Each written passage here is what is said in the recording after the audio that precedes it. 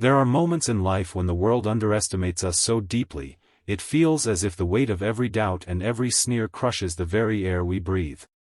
And yet, there are also moments, rare, powerful moments, when one act, one word, one spark of courage, shatters all that judgment and reveals the truth of who we really are. This story is about such a moment when a young girl, dismissed for her background and mocked for her dreams, left a room full of powerful adults in absolute silence, simply by speaking from her heart, and in a language they never imagined she knew. Before we dive into this journey, I want to pause for just a second. If you believe in kindness, in second chances, in the strength of ordinary people who rise above extraordinary challenges, then please hit the like button, leave a comment, share this video with someone who needs hope today, and don't forget to subscribe to Kindness Thread. Together, we can spread stories that make the world a little brighter. She was only 10 years old, small in frame but heavy with the weight of her family's struggles. Her name was Isabella, and she had grown up in a city where towering skyscrapers gleamed in the sun, while just below them, in the quiet corners, people like her mother worked endless shifts scrubbing floors and cleaning windows nobody ever noticed. Isabella's mother was a cleaner, proud, hardworking, but invisible in the eyes of most who walked by. And Isabella had grown up hearing the whispers, the laughter, the dismissive words, the cleaner's daughter.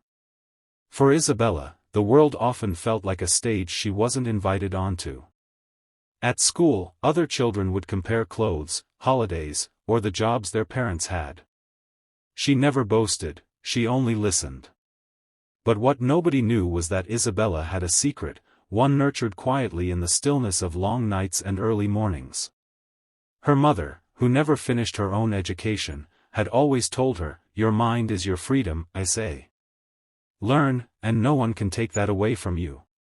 And so Isabella read books from the library, practiced words she overheard, and pieced together languages like puzzles. First Spanish, then English, then slowly, one by one, French, Italian, Portuguese, German, and Japanese. It wasn't easy.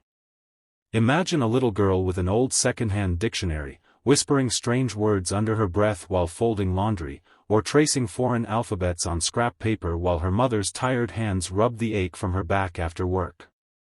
Imagine the patience it took to pronounce every syllable perfectly, when nobody around her even knew what she was saying. For years, Isabella lived in that hidden world of words, a treasure nobody believed she had. The turning point came on an ordinary morning that began like any other.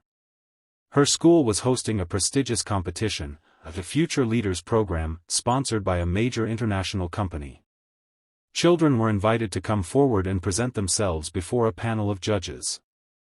The prize was a scholarship that could change everything, a chance at a future Isabella's mother could never afford.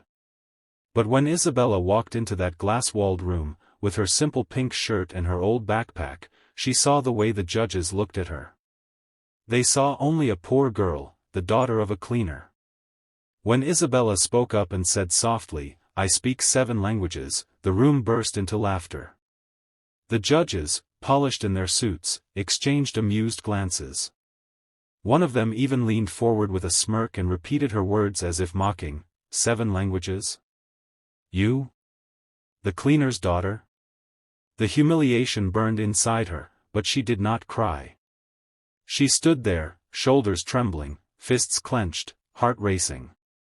And then came the silence. A silence she created herself. For instead of defending her claim with protests, Isabella took a deep breath and began to speak.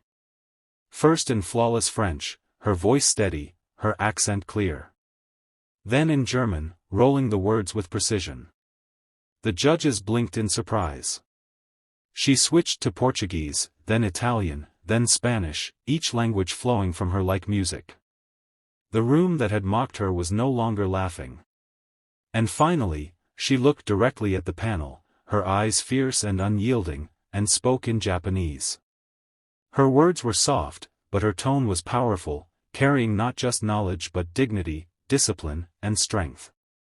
The room was frozen. Those who moments ago sneered at her sat stunned, their smiles erased, their arrogance shattered.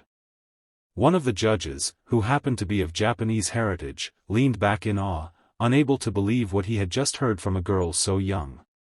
And in that moment, Isabella transformed from the cleaner's daughter into something greater, a symbol of perseverance, proof that brilliance can bloom anywhere, even in the shadows of poverty. The scholarship was hers, of course. But the real victory was not the award.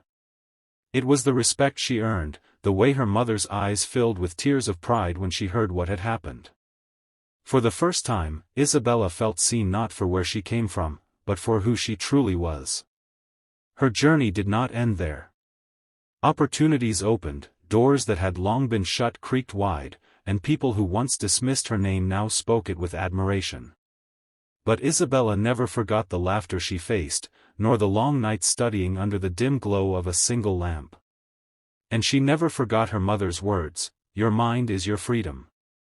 If this story touched your heart, if Isabella's courage reminded you that no matter where we come from, we all carry the power to rise above, then please support this video. Like it, share it, leave a comment, and subscribe to Kindness Thread so more souls can be inspired by stories like this. Your engagement keeps these stories alive, spreading kindness further than we can imagine. Special request, in the comments below, write, "Kindness is power," if you believe that compassion and perseverance can change the world.